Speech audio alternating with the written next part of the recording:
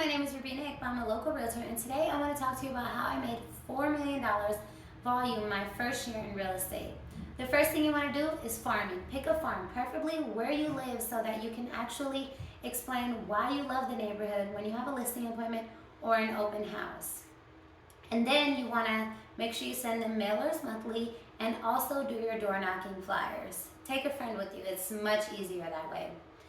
The next thing you want to do is make sure that you go above and beyond when you do get an open house, because you want to make sure that you have snacks, prepackaged snacks, drinks. You want to make sure that you market the open house effectively, meaning email everybody on your email list. Everybody you have ever met and gotten an email from, email them about your open house for your listing every time. Get the word out. Also boost posts on social media. Make sure your office knows. Make sure everyone in your entire network, agents that you don't know, even know. Market it as much as you can. And then play off of whatever holiday. I had an open house once that was right before the weekend before Easter. I put little Easter eggs in the front yard and actually filled them with candy and let children take them. So little things like that are going to go a long way in making sure people remember you. Another thing you want to do, incorporate nonprofits or something like that that you're into help some way helping your community.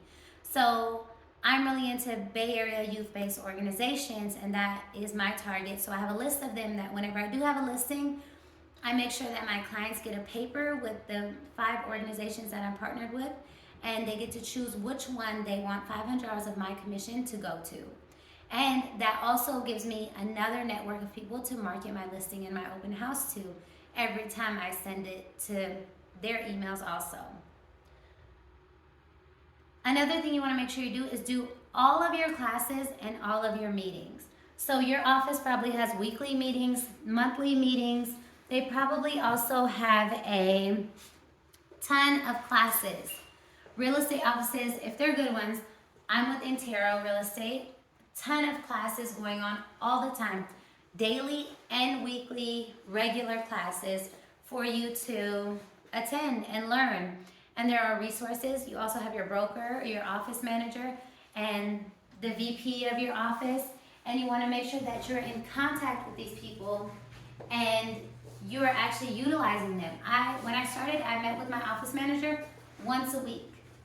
And she helped me, guide me, and told me what I needed to be doing every step of the way so that I was actually able to get my listings and have a successful year my first year.